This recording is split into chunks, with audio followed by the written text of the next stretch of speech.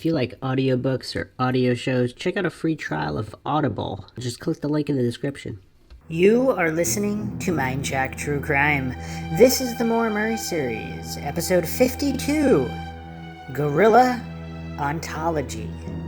Yes, it's time for this episode, focusing on Erinn Larkin. When and how she chose to come out of the woodwork and insert herself into this case and firmly in the corner of Bill Rausch. No matter what he does, he can do no wrong, according to Erinn Larkin. And is there something more suspicious in these DC circles? And is this the reason the case is as of yet unsolved? Is there some kind of an agenda and intentional concerted effort online to obfuscate and direct people away from legitimate lines of inquiry, such as investigating UMass, or pointing out that there is no irrefutable proof that Maura Murray was even the driver of the Saturn? Maura Murray may not have been with the Saturn in New Hampshire. And the way that people get triggered, the narrative steering trolls, just random coincidence theorists who can't handle objective logic and reason, true investigation of any kind, they can't handle it. They pretend that people are attacking them because they have a difference of opinion when people are simply asking questions. Something honest investigators do.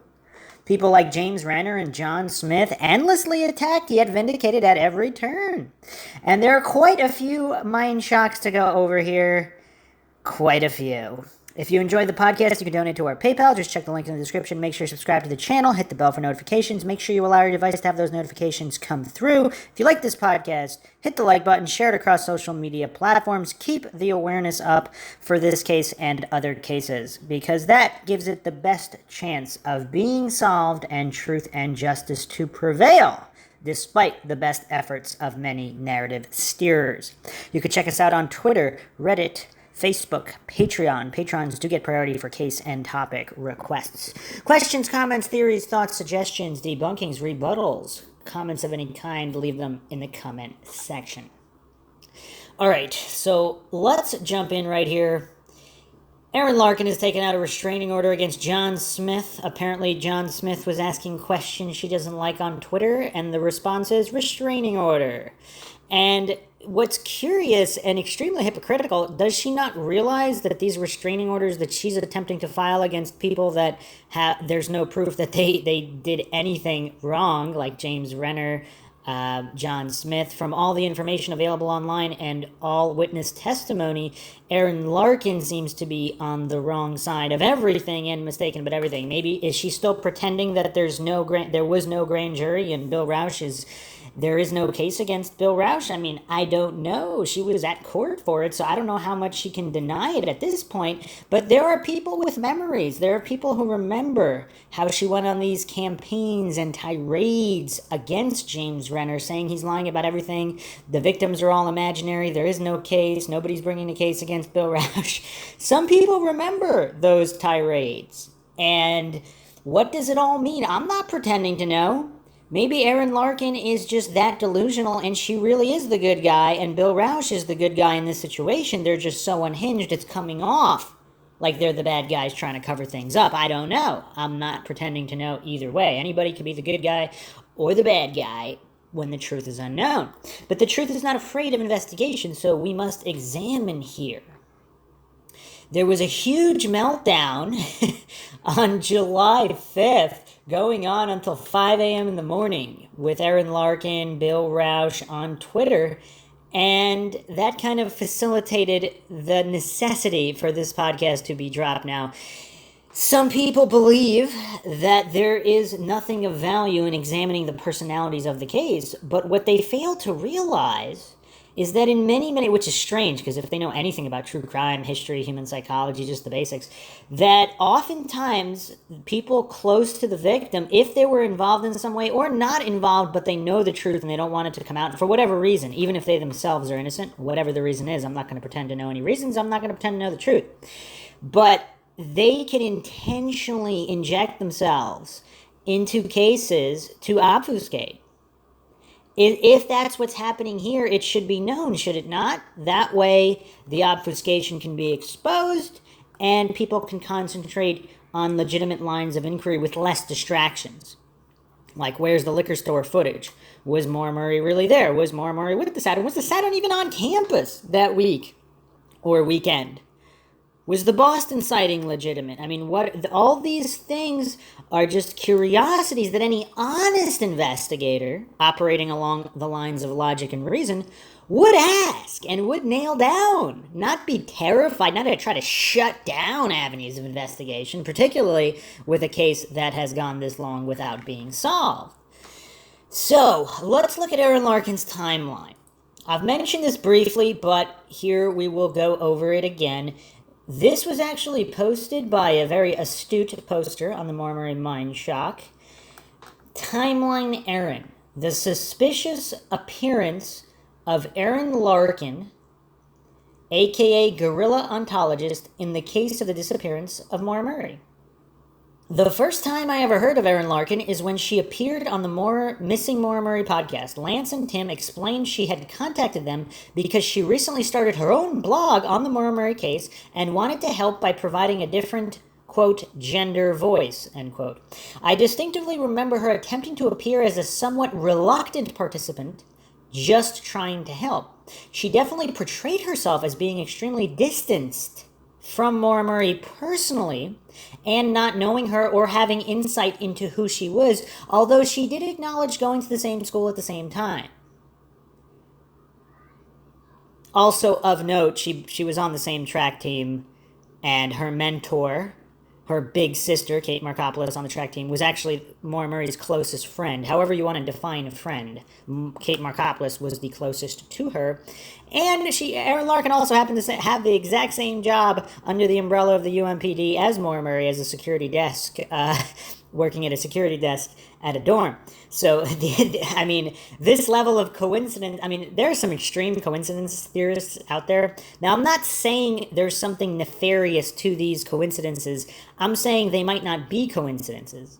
You could argue that because she was basically very similar situation to Maura, that made her more curious. But either way, to dismiss it all as it's nothing, that's a little bit strange.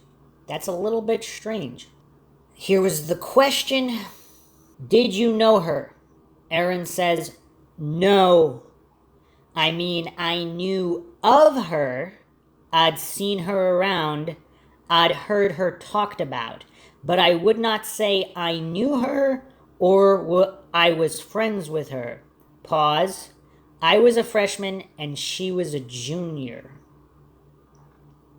Question. Did you run track with her? Erinn says, she was injured that fall season, so she didn't go to practice or anything. And then she was supposed to come back that first week of February, and she didn't.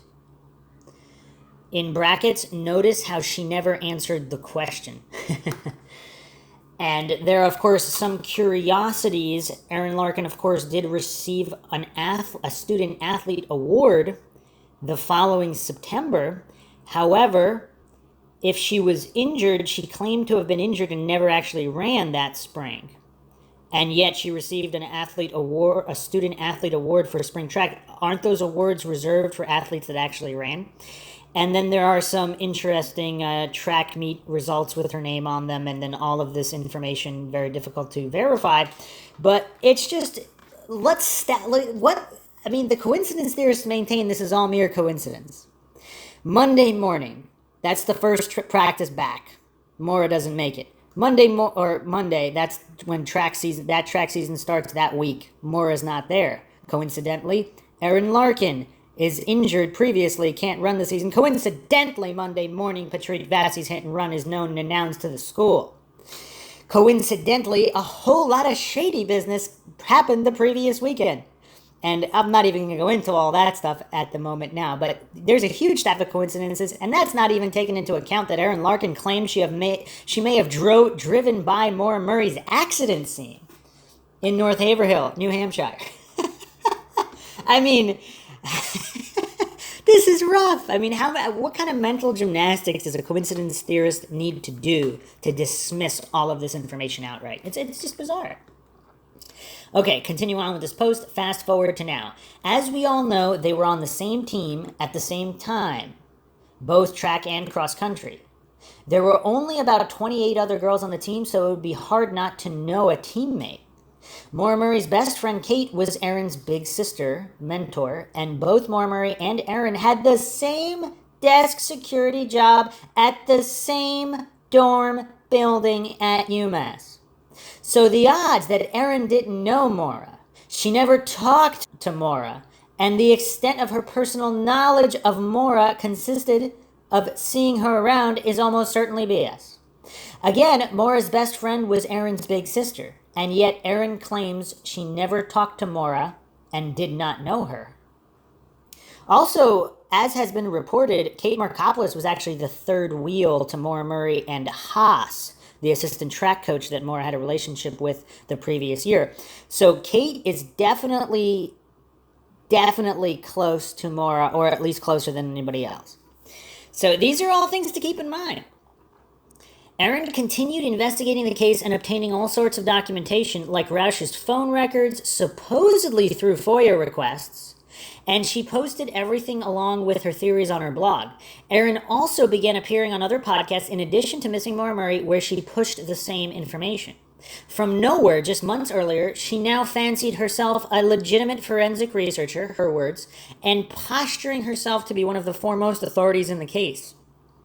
And then, of course, she created her own podcast, began her sustained attack on James Renner, and the rest is history. I don't think I've said much of anything that is new or revelatory, but what I wanted to shine a spotlight on with this post is the timeline of Erinn's appearance out of thin air within the communities and her rise to prominence. May 2016, James Renner's book, True Crime Addict, drops, containing an epilogue about 4 different women making disturbing claims against Rausch, including one accusation of rape. Another woman claimed Rausch had made strange comments to her about Maura. According to her, Rausch said they were breaking up at the time she disappeared. Also in May 2016, Renner posts a blog entry, an interview with Haas, and former romantic interest of Maura Murray. Among other things, Haas stated Maura felt as if she couldn't get away from Rausch, and that there were hints of physical abuse by Rausch. May 2016 to August 2016. Renner posts 2 more blog entries about Rausch and the new abuse accusations. In total, Renner posts 19 blog entries about Rausch's actions as it pertained to Maura's disappearance and the various assault accusations against him. September 2016. An unknown Erinn Larkin launches a Maura Murray blog. The blog examines many different theories of the case with one constant. She always concludes that Rausch could not have possibly had anything to do with Maura's likely demise. November 2016. Erinn appears on the Missing Maura Murray podcast for the first time. She declares, "I don't have any motive other than wanting to help." September 2016 to August 2017.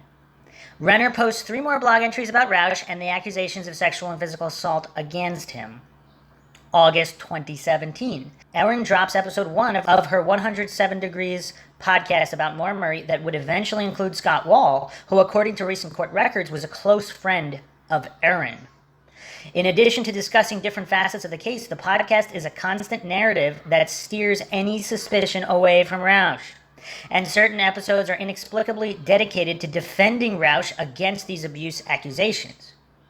Which in and of itself is quite strange, because if the podcast is focused on what happened to Maura Murray, there seems to be just an extremely unusual amount of entries and time and energy dedicated to personally attack James Renner, to focus all of this information on how non-credible James Renner is, even though he's vindicated every turn. I mean, obviously the grand jury against Bill Rausch did occur. Obviously all these police reports have come forward that these accusers actually did file reports, something Erinn Larkin and other steerers have said never happened, and James Renner just made them all up from his imagination to make Bill look bad. So James has been vindicated at every turn here, And Erinn Larkin has been proven to be in the wrong at every turn, from everything. I mean, even arguments about who owned the Weymouth house between Fred and his brother. And James Renner always comes out on top. It's kind of weird. And it's also kind of weird how he never really rubs it in anybody's face either. So the ego issues seem to be firmly on the side of Erinn Larkin, because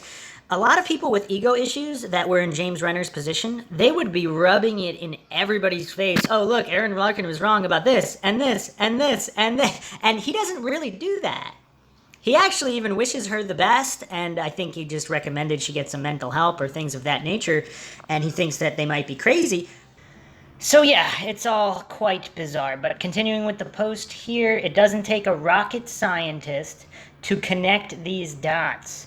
Erinn's blog and subsequent podcast at least appears to have been a direct response to Renner's reporting of Rausch being a sexual and physical abuser, as well as his possible involvement in the Maura Murray case.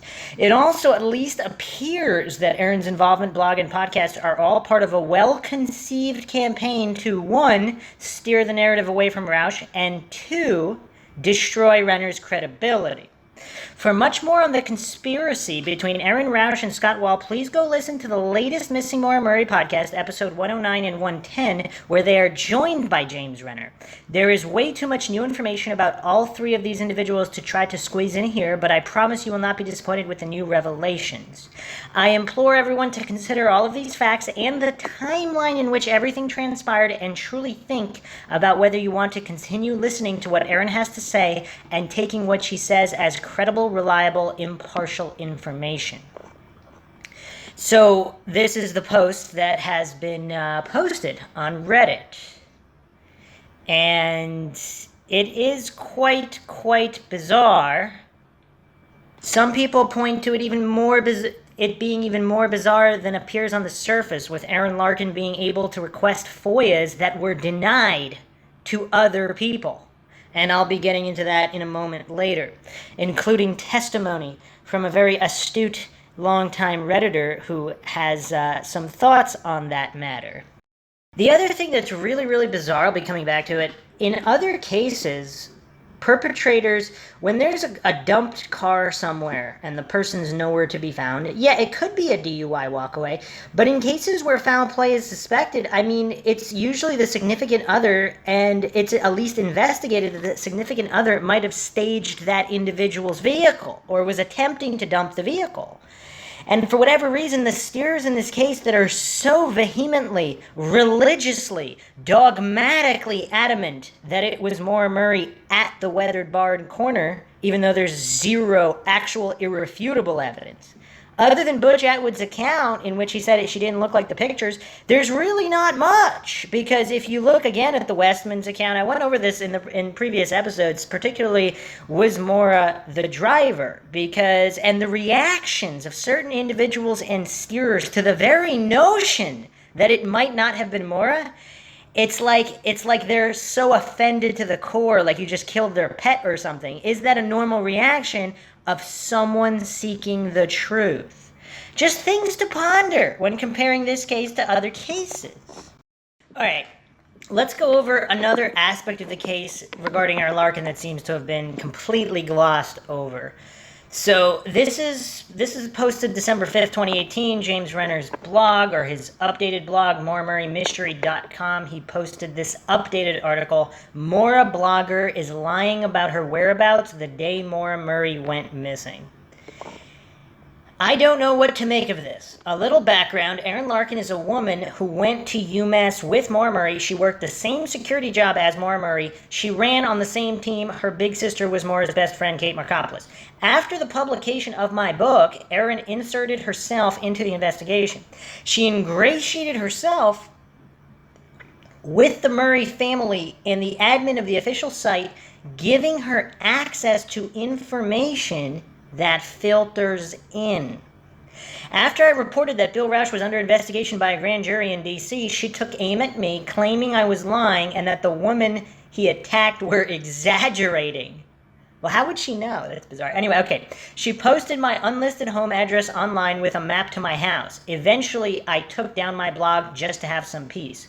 Her blog makes every effort to direct the narrative of the investigation, going so far as to defame a man, allowing a guest on her podcast to literally accuse an innocent man of murdering Maura and using his name. And he is, of course, referring to Guy Parody. And I'm going to do a quick aside here just so everybody knows what James Renner's talking about, just in case some listeners don't follow too closely, and we can't blame them. This case is drama central. Kate Markopoulos's little sister, Erinn Larkin, commits defamation. So this was posted October 24th, 2018 by James Renner. Erinn Larkin is not a journalist. She's a political finance officer for Aristotle International, though when we met, she introduced herself simply as Bernie Sanders' treasurer, although I cannot find a single article identifying her as such. She says this often, especially as she interviews people related to the Maura Murray case. But if you're going to act like a journalist, you need to understand some basic rules of journalism, and the big one is defamation, which often comes in the form of libel. Libel is publishing of false statements that can damage a person's reputation. On July 14th, Erinn Larkin published an interview with a man named Guy Parody, who once worked as a PI. Here are some clips I'd like to point out. This is Guy talking. I thought he, Rick Forcier, marked the spot where he had dumped her, Maura Murray's body. Our feeling is that when Forcier grabbed her at his house, she was certainly alive for a while. The psychic confirmed this. At some point in time, he killed her and then moved her body at least once, if not twice. There was speculation that he had her in a van by the pond. Someone had seen his van there. Maybe she didn't get out of the van. She was alive for a while. He killed her and moved her out of the house. She started walking. I think she walked away and Forcier might have seen her. He certainly had contact with her. That's an interesting thing for a PI to say. Rick Forcier certainly had contact with her. Certainly. And then Erinn Larkin is having this guy on the podcast making these definitive claims. It's very bizarre. Okay, he was able to overtake her and get her under his control. He admitted having contact with her. He said she wanted to have sex with me. She was walking by. He admitted to that. I kind of believe he said it on television. So he doesn't even know where he said it? So these are Guy Parody's words. I kind of believe he said it on television. He definitely told the police. Without a doubt, it happened.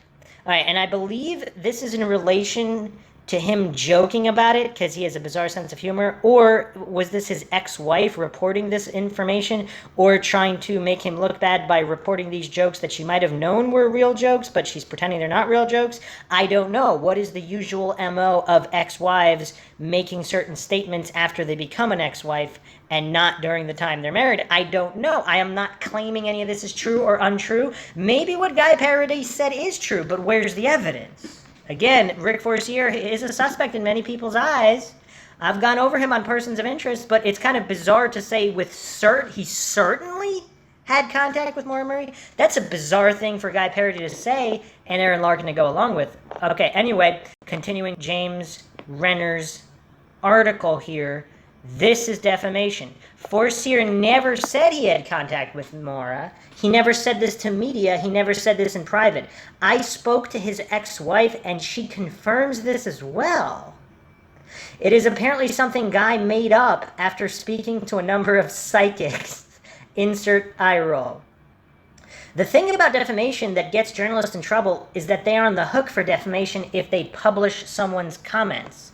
So not only could Rick Forcier sue Guy Parody for claiming he's a murderer, but he could and should sue Erinn Larkin for publishing it. If you publish someone's false claims, you are as guilty of libel in the eyes of the law as they are. And these claims by Guy Parody are laughable. A suspect told the media he had sex with the victim, and nobody thought it was a big deal? What? But it gets better. Guy Parody is a terrible, terrible source, and 2 minutes of research would have revealed this. Guy Parody's private eye license was taken away by the state of Vermont in 2016 for his shady practices.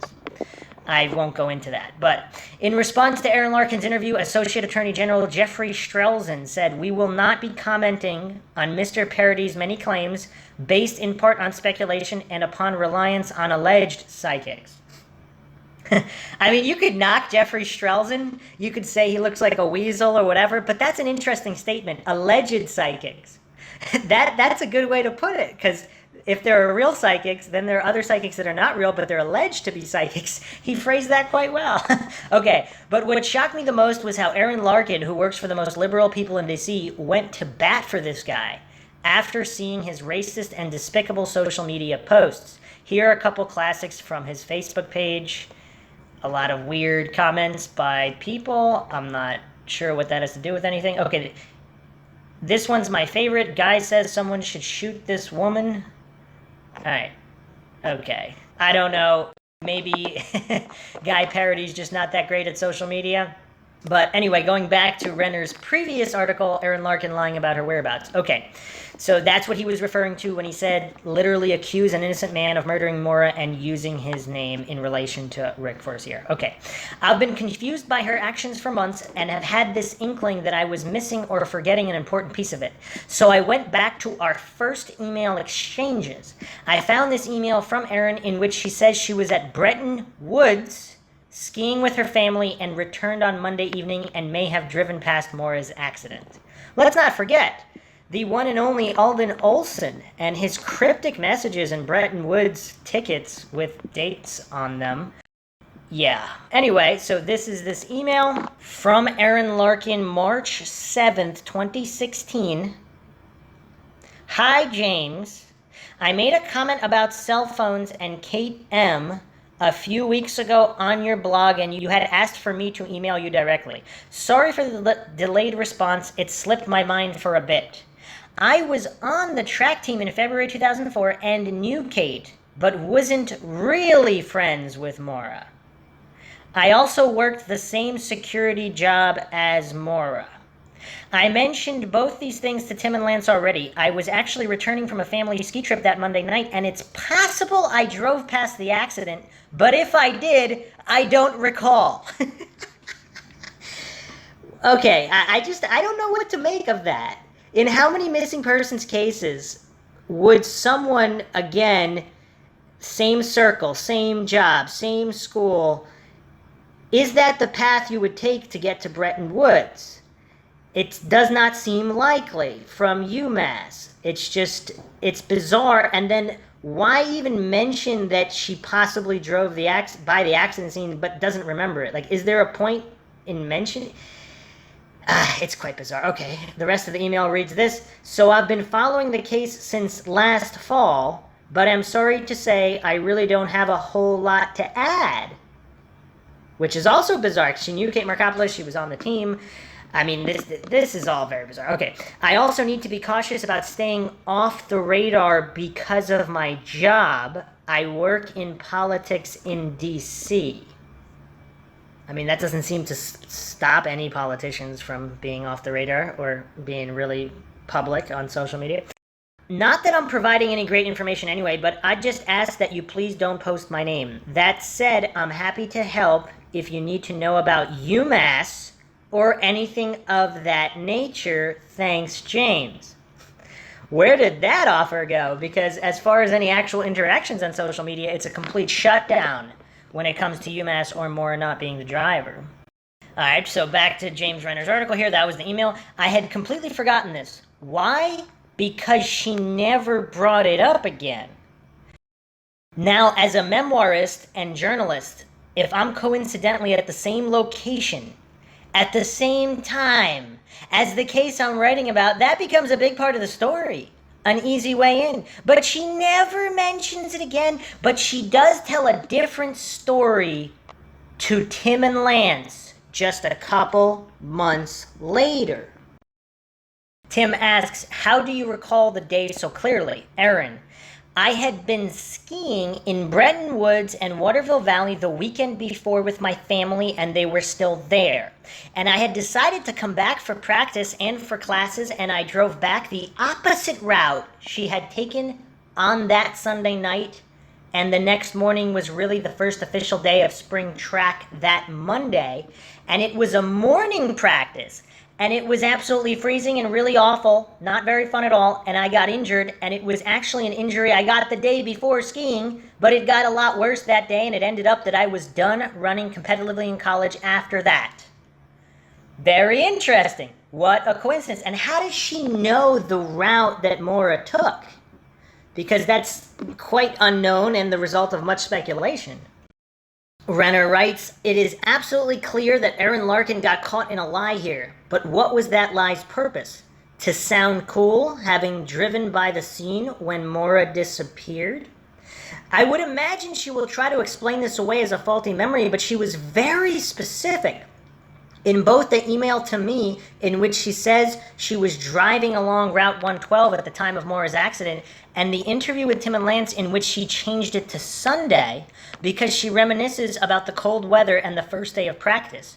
Each are stated as fact. One or both of these must be a deliberate lie." Now compare that to Chief Cecil Smith for a moment. Cecil Smith went on the Oxygen special to explain the timeline of Maura's accident. Erinn called him a liar, picked apart his every word, said it was impossible for him to simply have forgotten details when he was suffering from Alzheimer's, and then Cecil killed himself. His son believes online harassment like hers may have been on his mind, may have made matters worse for him in those last days, weeks, may have had contributed in his decision in some way. Even if it was a drop in the bucket, how very sad. And my only counterpoint here to James Renner is, according to John Smith, it was reported that New Hampshire State Police did visit Cecil Smith the day that he killed himself. And if that's true, so obviously John Smith, like James Renner, has been vindicated every turn on what was said to him. So it seems like locals really did relay that information to John Smith. Whether it's true or not, we don't know. But if it's true, what did the state police tell Cecil Smith? And I've postulated this before, too. If Cecil Smith is the good guy here, if he was threatened or hoodwinked or taken advantage of to kind of keep up a certain conspiracy or cover up for whatever purpose, that doesn't mean, it could be to help Maura. Who knows if there was some upper agency involvement, witness protection. We don't know what it is. But if Cecil Smith was kind of strong-armed into covering up, either for good reasons or for bad, would that have played a role in his psychological state? And that's something James Renner doesn't really get into. But, who knows? We really don't know. This isn't even the first lie, but it's the most egregious. In closing, here are a few posts in which she claims that the grand jury never existed with the same confidence.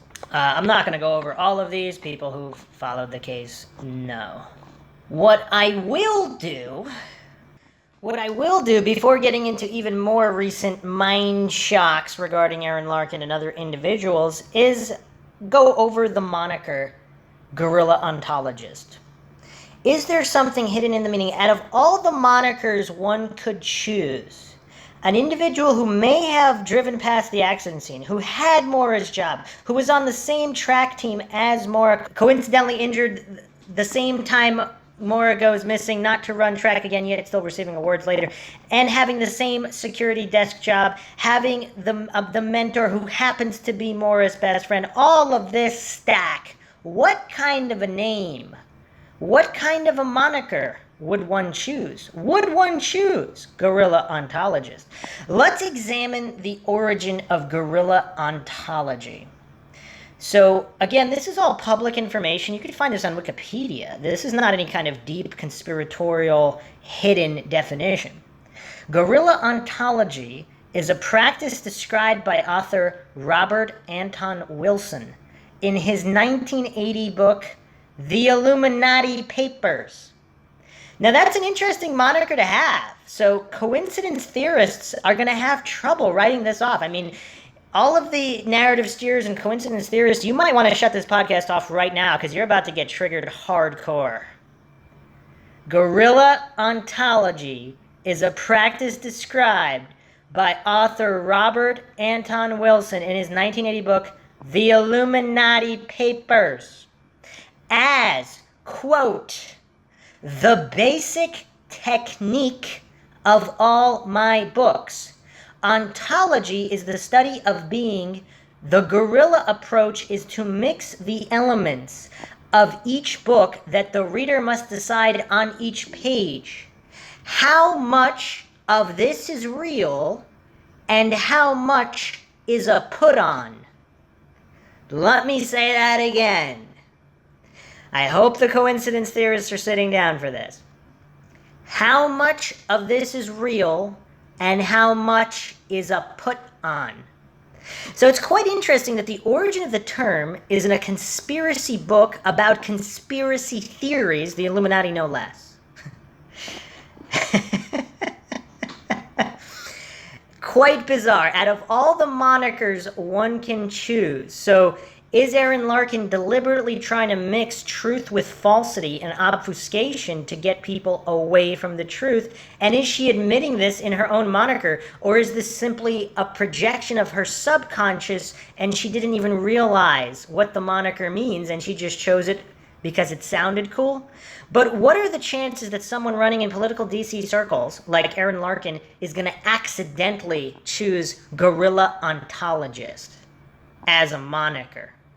What are the chances? An interesting comment by another astute online researcher is this: I won't discount the material she has done, but there are aspects she certainly will not entertain.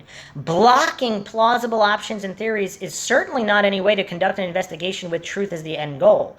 I've called out many alternate theories that have been set aside for reasons unknown. Her close associations in all this between Kate, Billy, Scott Wall are too close to be truly objective, in my opinion.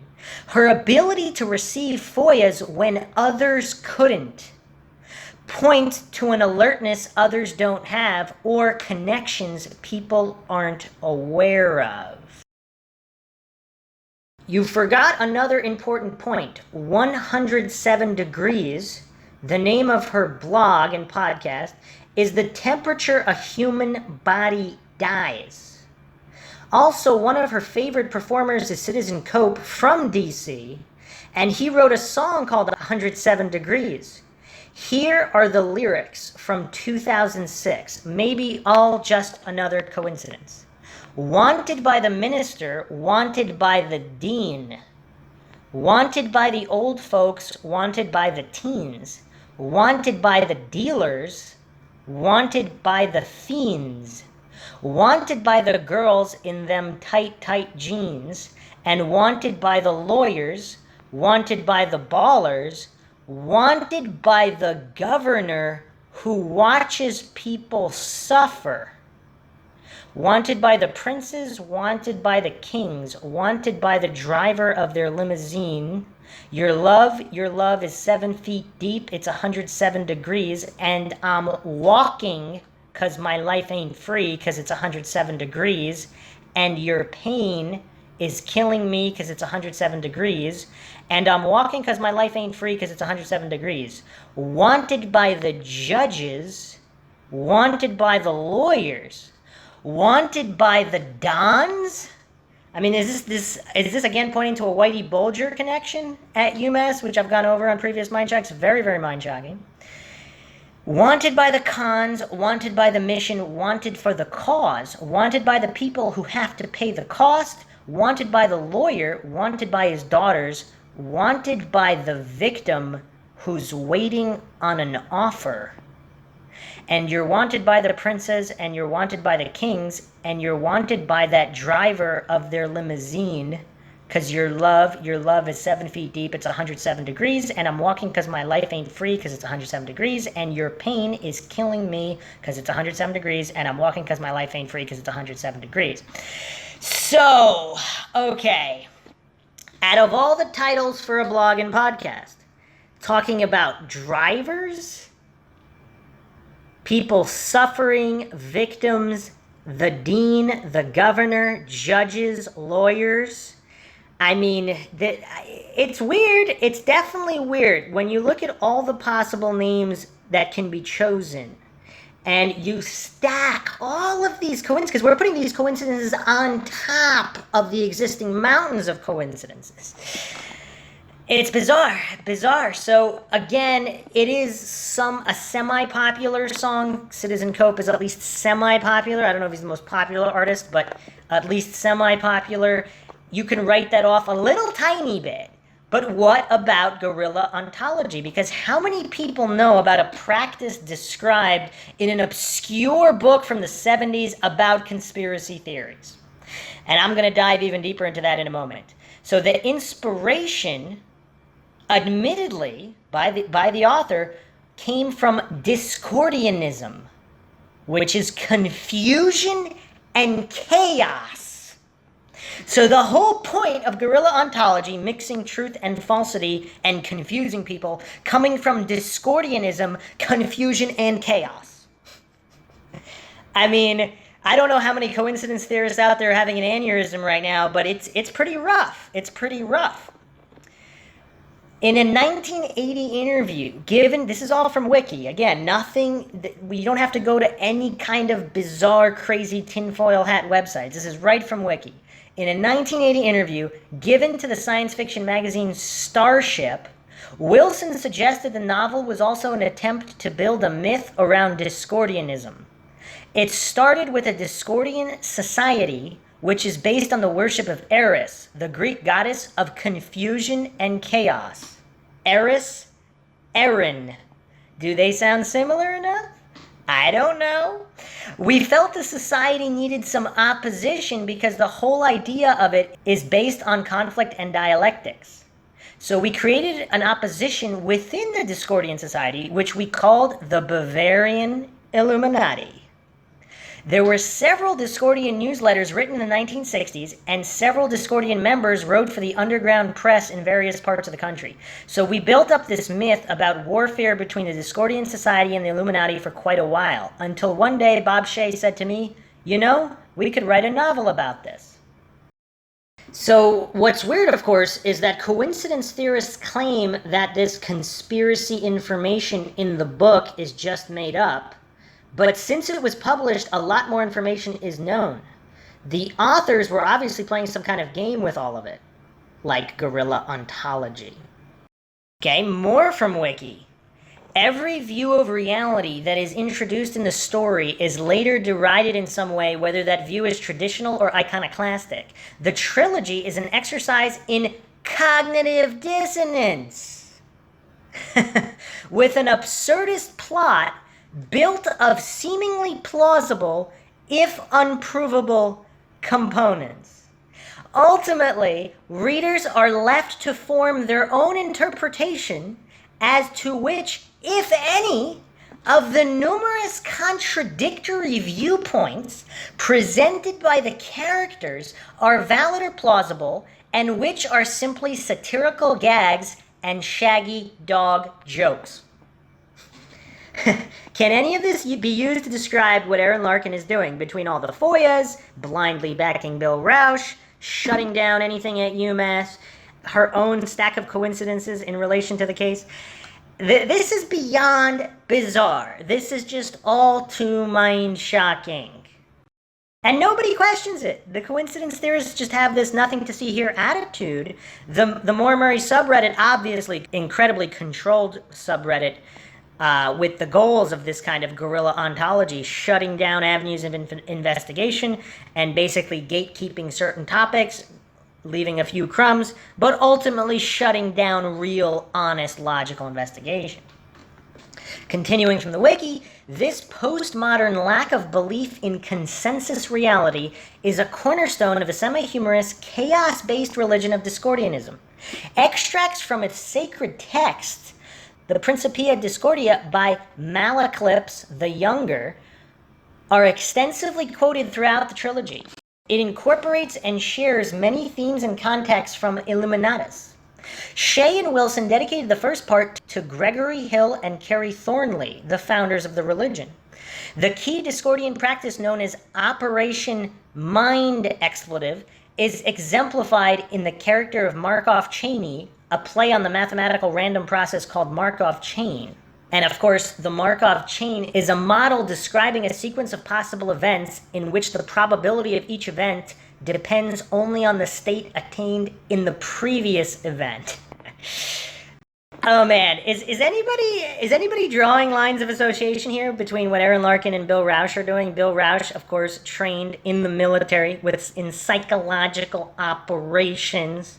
The same Bill Rausch who's using all these multiple different accounts to steer the narrative. Erinn Larkin, of course, multiple different social media accounts pointed out by many different people following the case. Is this all starting to make sense yet? I don't know. I'm just examining the origin of the term guerrilla ontology. I'm not the one who called Erinn Larkin guerrilla ontologist. She did that herself. Very, very bizarre. Okay, so Markov Cheney, he is an antisocial dwarf who engages in subtle, practical joking in a deliberate attempt to cause social confusion. Kind of like Bill Roush in the car he purchased at near UMass? I don't know. One such joke involves the forging and placing of signs that are signed by the MGT, leading people to believe they are from the management instead of the midget, that contain absurdities like slippery when wet, maintain 50 miles per hour. What is with these constant references to driving or cars or roads? It's really bizarre. Out of all the possible references, I don't know. This style of building up a viable belief system, then tearing it down to replace it with another one, was described by Wilson as guerrilla ontology. Engages in subtle practical joking in a deliberate attempt to cause social confusion. Is that what's going on with Erinn's deconstructing the timeline with Cecil Smith, then bringing out the speeding ticket and Maura's suspended license? Is this all shades of exercising guerrilla ontology? Other people point out again to the Citizen Cope song 107 Degrees, wanted by the dean, wanted by the drug dealers. Now again, of course, Kennedy Hall, one of the biggest drug busts ever. Huge drug dealing problem. There were sting operations. Even the sting operation on Maura, where she supposedly used credit card numbers to order pizza. Of course, I've gone over that many, many times. How much money was put in that sting op for like $78 or around $80 worth of pizza? I mean, it's just really bizarre. None of it really makes any sense. So make of that what you will. Guerrilla ontology, origins in the Illuminati papers, the Illuminatus trilogy. Oh man, all about conspiracies, and it's just, it's so bizarre. It's so bizarre, particularly when you examine the actions of Erinn, Larkin, Bill Roush, Scott Wall.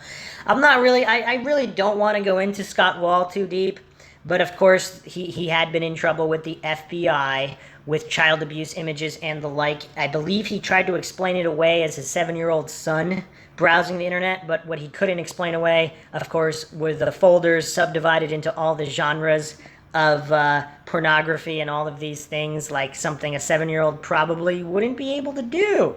Just very, very disturbing stuff. And the way that Erinn went to bat for Scott Wall right off, it was bizarre. It was bizarre. Because even if she believes he's innocent, let's say he's innocent of all of that, is that the manner in which you would defend someone? That's, again, all of these narrative steers, they're really jumping the shark and making it all obvious. Because even if they're on the right side of all of it, how would they be, like, what is the proper behavior when you're on the right side? Again, I'm not claiming to know, I'm just asking these questions so everyone out there can ask the same questions and see what's more or less likely. Okay, so let's examine another article here from James Renner's blog. Representative of Murray family pretends to be victim's advocate in attempt to scrub details of Roush's assault. This was posted July 2nd, 2020, James Renner. Erinn Larkin, who works directly with the family of Maura Murray, is contacting journalists and podcast guests claiming to be an advocate for the victim that won a protection order against Billy Roush last year. She says she is reaching out on the behalf of her friend, the victim. She then asked to have the information about the protection order removed from the web. Erinn, of course, is no friend of the victim. She was actually listed as a witness for Billy's defense in that matter and handed over private emails and text conversations that could be used against the victim in court. Erinn later publicly claimed that the victim was never scared of Billy, even though the victim's lawyers revealed this text from the victim to Erinn in court. Quote, "I said to Erinn, I don't know what's happening, but I feel very unsafe," end quote. Though she represents herself as the victim's friend, here's what the victim had to say, end quote. Question, okay, and in fact you're friends with Erinn Larkin, isn't that right? Answer, quote, "I'm not friends with Erinn Larkin," end quote. This new bizarre deception comes at a time when friends of the Murray family have expressed their concern that the family is taken advantage of by those with ulterior motives. Erinn regularly monitors confidential tips given to the cold case unit, and publicly raised funds were used to support a search that used magic fingernail guns. A PI who worked with the family threatened the life of an NPR reporter last month. The podcast Missing Maura Murray immediately removed an episode featuring this investigator. However, 2 episodes of Erinn's podcast featuring Guy Parody remain, and the Murray family has not condemned his threats. That's tacit permission to the crazies that they can continue to do what they're doing. What the Murray family could use is a professional victims advocate and spokesperson. Any takers? Another post, James Renner's blog, June 22nd, 2020, your confidential tips to cold case unit are being monitored. There have been rumblings for some time that the New Hampshire prosecutor's office is considering obstruction of justice charges against certain advocates who claim to represent the Murray family, although nothing has come of it to date. One person who works closely with the Murrays, Erinn Larkin, has pushed the boundaries of interference with the investigation into Maura Murray's disappearance to its breaking point. I have learned that Larkin is putting in a routine request for emails sent to the cold case unit and their detectives in an effort to find out what private information is being sent to them and from whom. This means that if you submitted a tip to the cold case unit via email, which you assumed was private, there's a good chance it was not. This interference has made it difficult for investigators, and informants have been told to avoid email if they can. If you have a tip about the Murray case, it would be in your best interest to submit that information by phone call to 603-271-2663. This news follows the wake of allegations that those close to the Murray family may not have the best motives in mind. And here's the latest post from Renner's blog, July 5th, 2020. Murray advocate blackmails her own family to keep quiet. You're going to need some background on this one. When a grand jury began to investigate Billy Roush for sex assault in D.C., he deployed overseas to Camp Lemonnier in East Africa. While there, he is alleged to have created a toxic work environment, and at least 2 co-workers have filed harassment complaints with the IG. One of these soldiers is Matthew Fechtow. In a weird twist of fate, Fechtow happens to be the cousin of Erinn Larkin. The Mindshocks just don't stop coming. An advocate for the family of Maura Murray. It gets better. When Fechtow returned, he met with Erinn to explain how dangerous he believes Billy is. This was before Billy's mistress filed for a protection order after he choked her and called her Maura. She decided, though, that it was more important to support Billy in his sex assault trial than to support her cousin in this case. Over the last year, Fechtow has spoken out more publicly about his experience with Billy, and every time he does, he is threatened by his cousin. This has escalated in recent weeks to the point of blackmail. If he doesn't stop commentating, she says she will release interviews with Army co-workers who said unfavorable things about Fechtow while supporting Billy in the investigation at Lemonnier. See text Larkin to her cousin. If you're gonna trash me, I'll trash you back. Simple as that. Or you could just stop being a weird little interloper errand boy and go the expletive away. Okay, Fechtow says, I would like to send my prayers to the victims. They are very brave for coming forward, and I believe this drama is a vain attempt to deflect from the crimes that were committed. This revelation comes after it was revealed that Larkin has compromised the direct tip email for Maura Murray's cold case detectives.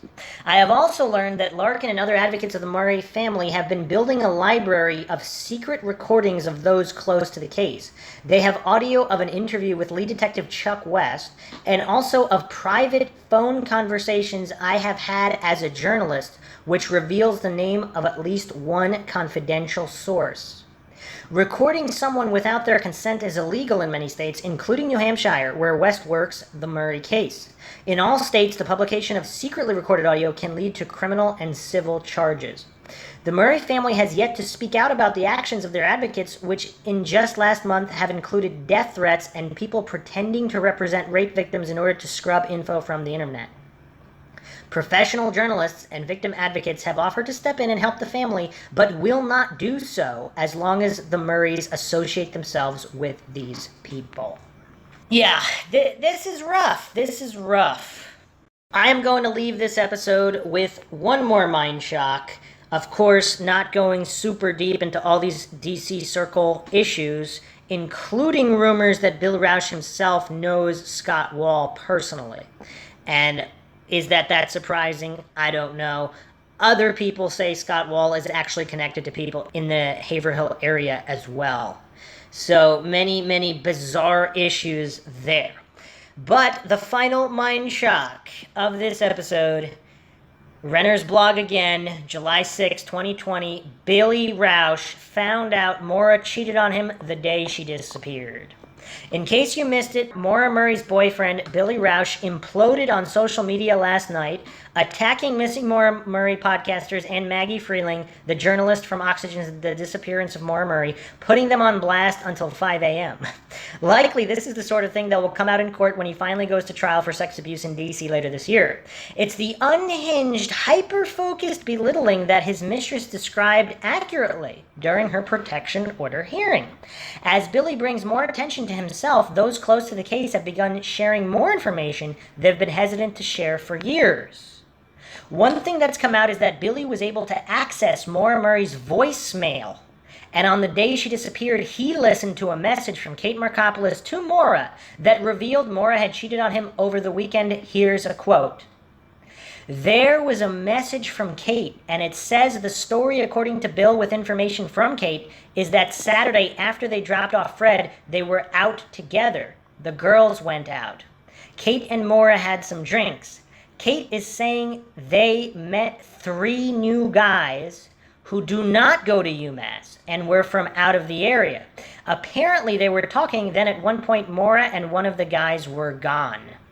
Bill asked Kate about this because one of Maura's voicemails was from Kate asking what was up with Bill and what happened with that guy the other night. So, again, I wouldn't jump to conclusions there. Just because she was talking to another guy and Kate wants to know what happened, that means she doesn't know what happened, right? Maybe he offered to walk her home, whatever. Maybe she was scared and she just wanted to be around someone because she was in fear of something else. Once again, if this connects to the Patrick Vassy hit and run or something of that nature. There's just a lot of bizarre oddities in the case. Nothing really adds up. But individuals like Erinn Larkin, who insert themselves into the case with this kind of history of just a stack of coincidences a mile high, a moniker, guerrilla ontologist, from Illuminati books about discordia and causing social confusion and chaos. It's just really bizarre. It's really bizarre. For people to not find it strange is bizarre. Now, if she's just a disturbed individual who actually means well, that's a possibility. She could be the good guy, and she's just unwell. I don't know. I'm not pretending to know.